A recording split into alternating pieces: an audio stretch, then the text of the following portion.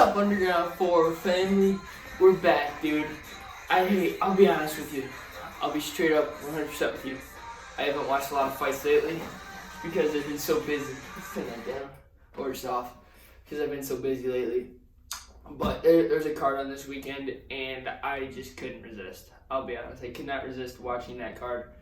And there's a pay-per-view on this weekend, and I honestly think that the card last weekend was better. Just a little backstory. Let's not even get into that yet. This is the Underground Knee, baby. That's what we do, but you know, I like to talk a little bit before.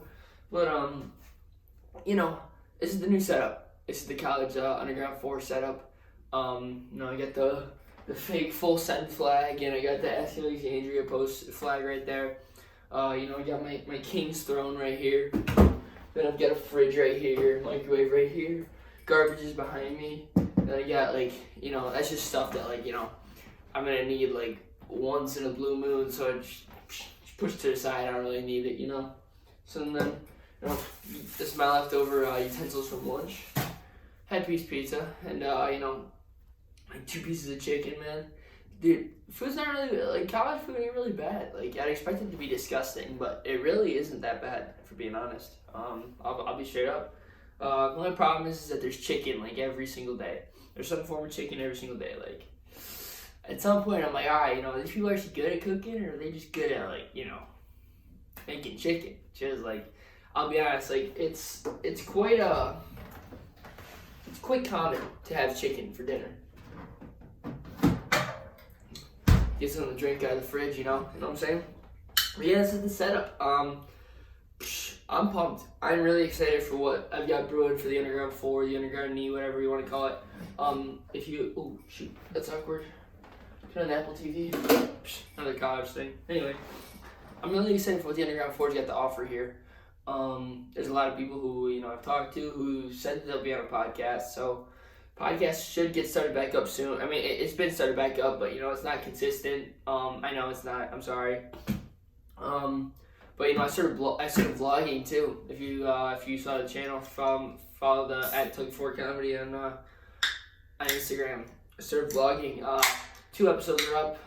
One's where we went to a really old cemetery in downtown, or not really. There's really no downtown, but went to an old cemetery in Olivet, and then another one where we went and visited Pac in Hillsdale and went searching for the Lady in Blue.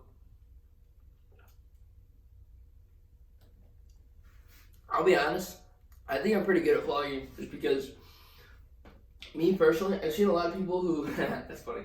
I've seen a lot of people who, you know, think that, no, me and the boys, me, Toast, Pac, and Valgan, miss you, Valgan. Miss you too, Pac, but, like, no, we saw you on Saturday. Or whatever day. Yeah, Saturday? I don't know. Who cares? Friday. A lot of people say that we're hilarious. You know, so I figure, you know, people think we're funny, so I might as well throw some action in there. You know, let people see what foreskins are all about. And that's where we stand. So I'm a vlogger now too. I got a podcast, a vlog. And then I got 2 awesome interviews, 2 big interviews coming up. We got Miles Fury Jury, former UFC fighter, current Bellator fighter. He grew up about 30 minutes away from me, and then my wrestling coach in high school was his sparring partner when he was in the UFC. So there's a little common thing there.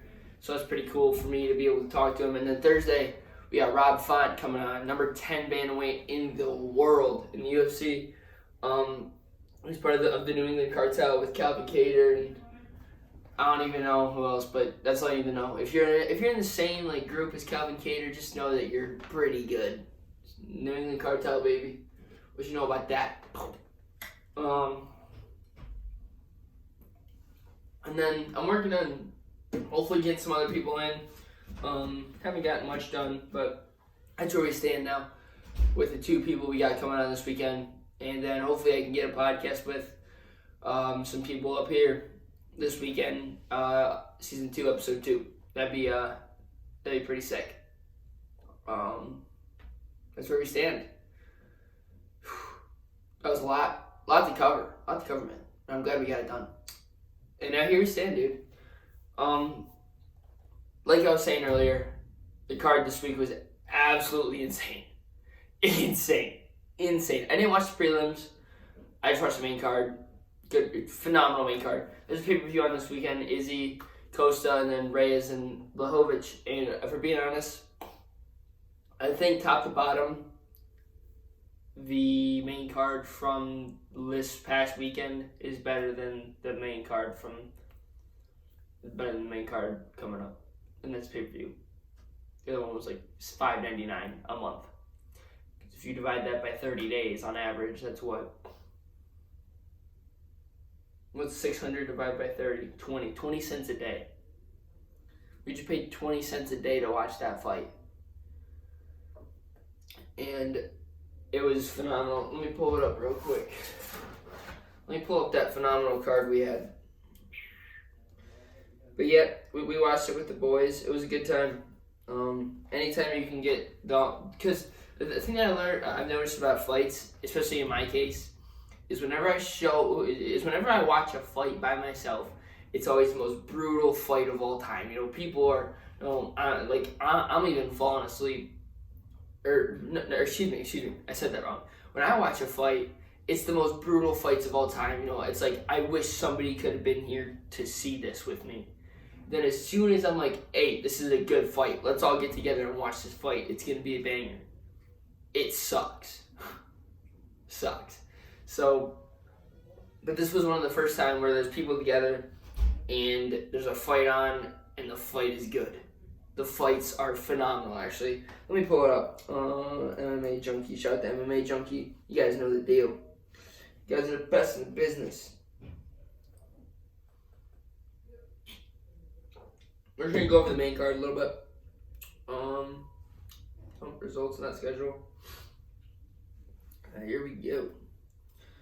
So to start, we had Kevin Holland, Darren Stewart. I thought Darren Stewart won the fight. Whatever. Kevin Holland's a great guy, a great fighter. He's fun. I thought this was going to be fight of the night, even with Covington and Woodley, the bad blood they had going on. I thought it was going to be fight of the night. After that fight, I was like, that's going to be tough to top. But I think it was topped. Colby Covington beat Tyron, but that was a good fight. That was a phenomenal fight. I mean, I don't think they gave out a fight of the night, but if they did, then I think Covington Woodley would have got it. That was awkward. Anyway, Covington Woodley definitely would have got it. Then we had Mackenzie Dern versus Reina Marcos. Mackenzie Dern looked good, dude. She looked good on the floor. She looked good on the mat. Excuse me. And you know, she switched to that armbar. I was kind of impressed with Reina Marcos how she didn't tap out as quick. It's because she didn't have all the pressure back at all at one point. That's why she didn't tap. Mackenzie Dern looked good. I think she was ranked 15. She'll probably go up, and then in that division, honestly, two more wins and she's fighting for a title. Maybe even one, but I doubt they'll give her a top dog. Probably give her somebody round 10. She beats her, give her somebody top 5. She wins that, they'll give her a title shot.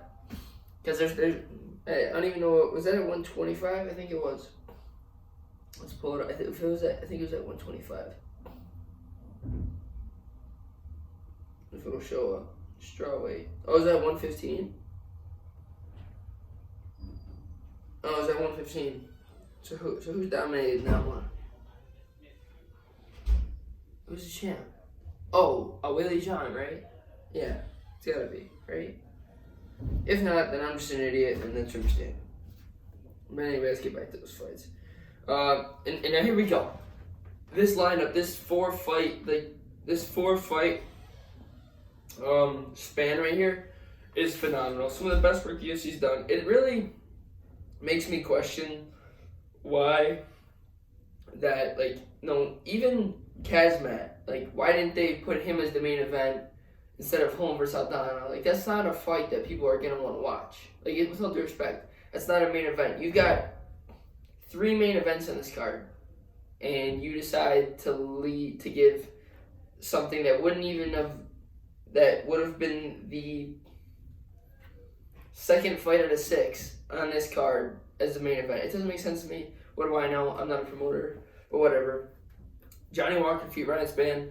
This was a good fight, dude. Really good fight, actually. Or it was a good fight for the time it lasted. I'm not a fan of Walker. The only reason I kind of am cool with Walker is because he's training out of Dublin now with Coach Cav. Shout out to Coach Cav. Shout out to Connor. Shout out to Dylan Danis. Shout out to Goonie Nelson. Shout out to all you. Shout out to James Gallagher. Shout out to all you, dude. Wanna know why you guys are the best in the world? Because he's the best coach in the world. I don't like Johnny Walker personally, but if he trains with them, then whatever. I guess he gets a little props, I guess. But Johnny Walker came back and he won the fight. You know, knocked him out. It was TKO, but you know, he finished Ryan Spann in what I think was a huge fight for him. This fight was the difference between him getting cut and him getting put right back into contendership. Because he got pushed way too hard, way too fast. Which is what I think they're doing to Khamzat, which I'll get to in a second.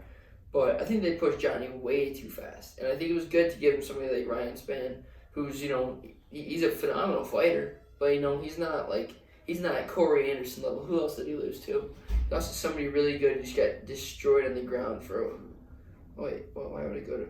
That's right here. Hang on. I think he was on a 3-loss streak. Or no, he's on a 2. He lost I guess he wouldn't have gotten released, but at that point, he's a fight away from being released. You know what I'm saying? But yeah, he lost to Corey Anderson. He got knocked out by Corey Anderson. Talked all the talk, but couldn't walk the walk. And then they gave him a little less competition. They gave him a Nikita Krylov, and if I remember right, he just got absolutely destroyed. Like, he just got destroyed on the mat, and that's the fight game. You need to get destroyed on the mat sometimes. That's the name of the game.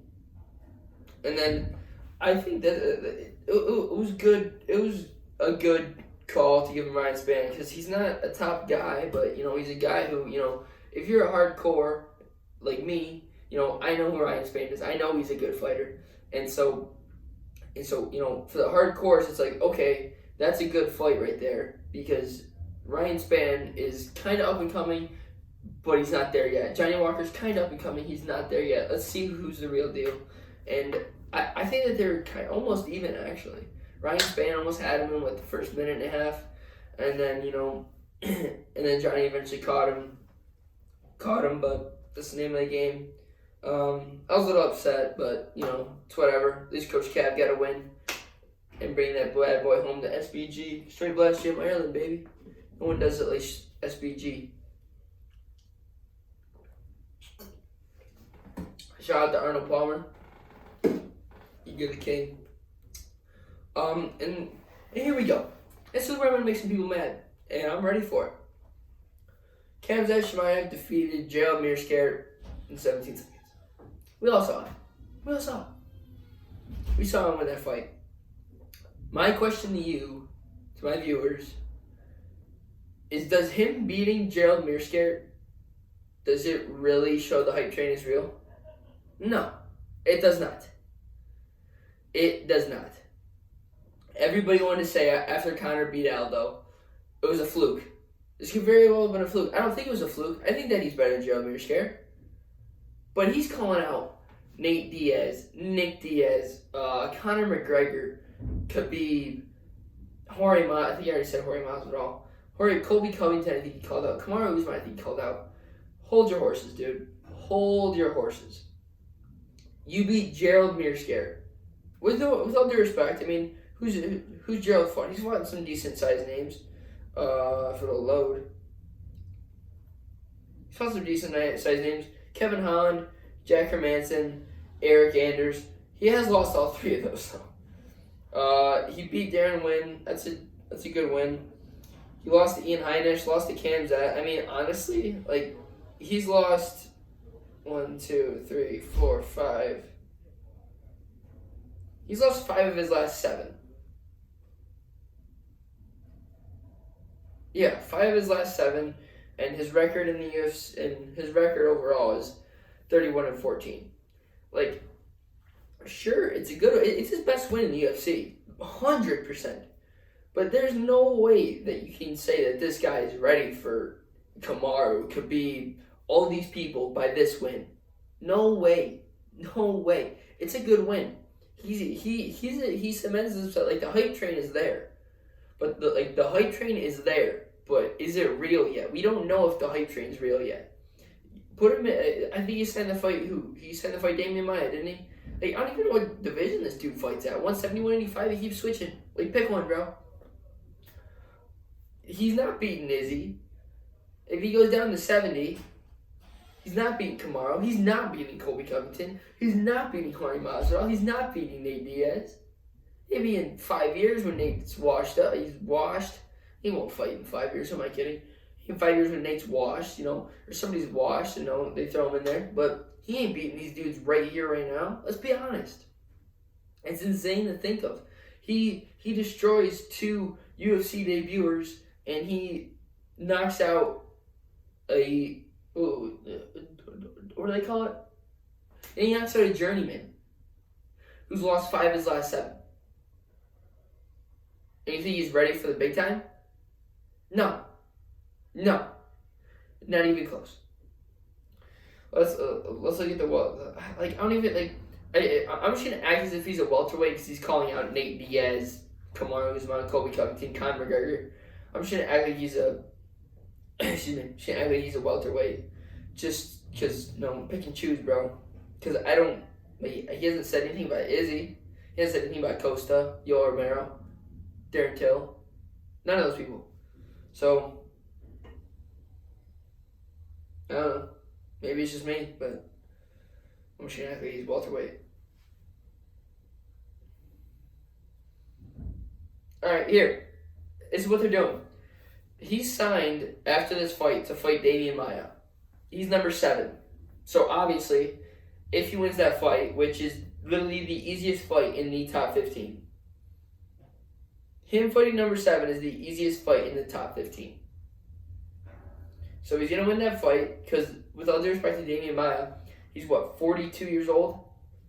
And his best win recently is. Who's there? Tez? You need your keys? So, buddy. Hey, come say hi to the podcast. This is my roommate, everybody. This is Tez. Can you see me? Huh? Can you see me? Yeah. Tez is the man. And, What up? so that's more like you. Yeah. But anyway, as I was saying, you get Damian Maia. He's number 6. He's the easiest fight in the top 15. And this is who he's going to fight. Like, here. Let's see his past couple fights. You got, this is his last 7. LLL. Also the top 3, he lost to Tyron Woodley when he was good. Lost, got destroyed by Colby Covington, destroyed by Kamaru Usman, beat Lyman Good, whatever, who cares. Beat Antonio Rocco Martin, whatever, who cares. Beat Ben Askren. I mean, congratulations if you beat Ben Askren. Congratulations at this point. Nobody cares. Then he loses to Gilbert Burns. That's not a good resume lately. His best win's Ben Askren. And since 2017, his best win is Ben Askren. And he's 42 years old. I do not see him coming out of that fight victorious at all. I see him getting knocked out in the first round. So then, you've got him, you're obviously going to put Khamzat at number 7 or above. I mean, they'll probably give him a title shot off that fight at this point. And then you've got, after that, you've got Stephen Thompson, Tyron Woodley, who should never fight again. Jorge Masvidal, Leon Edwards, Colby Covington, Gilbert Burns, Kamaru Usman. Welterweight division is stacked. Kamaru's fighting Gilbert. Colby should fight Leon. That's a great fight right there. Masvidal's going to do what he wants. Tyron Woodley should never fight again. And then you got Stephen Thompson. And then once Khamzat beats Damian Maia, Khamzat, throw him in against Stephen Thompson. If he wins that fight, which he won't, if he wins that fight, then I guess you can give him whoever wins of Kamaru. Then after beating Stephen Thompson, I guess you're unless you want to fight Gilbert Burns after that, because I think Gilbert Burns is going to lose. Unless you want to fight Gilbert Burns after that, there's no way that, if he beats Stephen Thompson, which I think that's the fight to make, Dana White will give him a title shot anyway. Because he'll probably, do some stupid thing and knock him out in 5 seconds, and then just the hype train will be real. If he wins a fight in the top 6, I say top 6 because Damian Maia is number 7. If he wins a fight in the top 6, they're going to give him a title shot. Me personally, here's how I think the welterweight division pans out. You got Kamaru versus Gilbert in December or November, something like that. Kamaru's going to win that. Do Colby versus Leon. The winner fights the winner. Loser fights the loser. So then, in my eyes, you'll have Kamaru versus Covington 2. Do Gilbert versus Leon. And then do Stephen Thompson versus Khamzat. And then at that point, the winner of Stephen Thompson versus Khamzat would probably get the next crack at whoever wins between Kamaru and Colby 2. That's just in my eyes, but I'm an idiot. What do I know? Let's see what else is on that card. So that's how I think the welterweight division is gonna pan out. It's interesting. It's one of the more stacked divisions. But Tyron should never fight again. I'll get to that in a second. Then we had Nico Price and Cowboy Cerrone. I thought Nico won the fight. Judges saw it different. What do I know? There's not many fights for Cowboy anymore. It's actually really sad to see, if we're being honest. I don't really know what division he fights at anymore. I guess if you want to do him versus Robbie Lawler too, I'd be interested in watching that. Make that a main event. And the losers got to retire, because they honestly probably could both retire and be happy. I mean, I see Cowboy fighting till he dies, but I don't really see a point in him fighting anymore. He's got nothing to prove. He's not good enough to win a belt. He hasn't won a fight since 2018. Granted, he's lost to who did he lose to? Gaethje, Ferguson, Conor. And who else? Lost somebody else really good. Oh yeah. And Dustin Poirier, right? Or wait. Hey, now it's gonna bother me. Oh, and wait, no. What am I saying? Oh, and Anthony Pettis. You've lost to the best people in the division. There's no problem with that. But that's just where we stand in the world, I guess. He's lost to 3 best fighters at lightweight. He's lost to, in a fight I thought he won. I thought he beat Anthony Pettis, but he lost the fight on the judges, so that's all that matters. Then for Nico Price, he was pretty happy with the draw. I wouldn't be happy with the draw. I'd rather lose than draw, for being honest. Just so I know that if I draw, I know I'm even. So then I don't have the motivation to work harder. If I lose, I know I'm not good enough, so I get the motivation to work harder. Nico Price, just keep throwing him out there against animals. That dude's a psychotic. I thought he was going to finish Cowboy in the first round, actually. Wasn't looking good for Cowboy at the beginning, but, he ended up fighting back. It was 29-27, 28-28. Not really sure how that got scored. I think it was 9-9 in the first. I thought Nico took the first and the third. What do I know? I ain't a judge for a reason. And then the main event, Colby Covington, Tyron Woodley. This fight went exactly like how I thought it was going to be. It's exactly what I thought. Colby Covington, the young, hungry dude who mauls people. There's a lot of people who say that, Kamaru's way better than him because he finished him. No. Kamaru's not way better than him. He's better than him. But, no, he's 51% better. Colby's 49. He's right there. They're evenly matched. That fight was, 2-2 heading into the 5th. No, Colby Covington is the second best welterweight on the world right now. I think he beats Leon Edwards easy, and then him versus Kamaru run it back. I think he beats Kamaru. I think that the reason that Colby ended up losing that fight was because he made one stupid mistake, leaving his mouth open, and he broke his jaw. And I think after that point in the fight, I think that it all went downhill. Like, I mean, yeah, it's the name of the game, you know. No, Colby made a mistake, and Kamaru Usman capitalized on it. That's the name of the game. I don't think that happens again, and I think that Colby wins a split decision if they fight again. And then the trilogy between them would be phenomenal. That's besides Conor and Diaz 3. That's the trilogy I'd like to see. I think Colby beats him, and then a trilogy, and it's anybody's game. That's as evenly matched as Stipe DC. I don't think it'll have the same implications. I don't think that the winner that's the greatest welterweight of all time. George St. Pierre will forever be the greatest welterweight of all time. But I do think that Colby versus Kamaru Usman would be the greatest, not the greatest, but one of the most evenly matched, perfect trilogies. Those two are perfect for each other. But next for Tyron Woodley, just hang it up, dude. You've lost the last 14 rounds, and you can't hang. You've got nothing to prove. He's 8-5 in the UFC. Like, people literally called this guy the greatest welterweight of all time. He's 8-5 in the UFC. Granted, he's lost to some of the top names, but he's got his entire career built off of one punch. And people think that, blah blah blah. He did this, that. He's got his entire career built off one punch. You show him Tyron Woodley career highlights. You see that punch against Robbie Lawler on replay, and then they don't show anything from the Stephen Thompson fights. I mean, it was the second most boring fight. The second fight was the second most boring fight of all time. And then, the first fight between the two, it was a decent fight. It was a draw. Nobody won. Tyron Woodley kept the belt. Nobody won. Stephen Thompson that night was just as good as Tyron Woodley was. So Tyron Woodley, he's got his career built off of.